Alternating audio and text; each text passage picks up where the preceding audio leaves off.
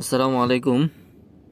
যারা নতুন করে সৌদি আরব ড্রাইভিং বিষয়ে আসতে চাচ্ছেন তারা অবশ্যই প্রাইভেট কার গাড়ি যদি চালান তাহলে অবশ্যই এই যে এরকম পিক আপ গাড়ির ড্রাইভিংও সাথে শিখে আসবেন। এটা ম্যানুয়াল গাড়ি, অবশ্যই এই ম্যানুয়াল গাড়ি শিখে আসবেন।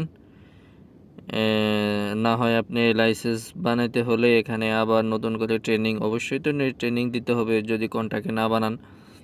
আবার এই পিক আপ গাড়ির ট্রেনিংও দিতে হবে। এখন এটার নিয়ম কি, এটা যেহেতু সৌদি সরকার নিয়ম করছে নতুন করে, এর আগে এটা ছিল না, বর্তমানে এই নিয়মটা।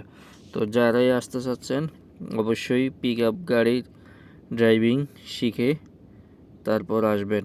না হয় এখানে অনেক দিন ক্লাস করতে হবে, তারপরে ড্রাইভিং পরীক্ষায় পাশ করতে হবে, না হয় আপনি লাইসেন্স পাবেন না। তো ভালো থাকবেন। আর যে কোনো কাজেই অবশ্যই জেনে শুনে আসবেন, কারণ সৌদির অবস্থা খুবই খারাপ। কাজ খুব বেশি একটা নেই। আর যারা ফুড ডেলিভারিতে আসবেন তাদের তো আর কি বলবো, কাজ একদমই নেই। না জেনে শুনে বর্তমানে সৌদি আরব না আসাই ভালো। আল্লাহ হাফেজ।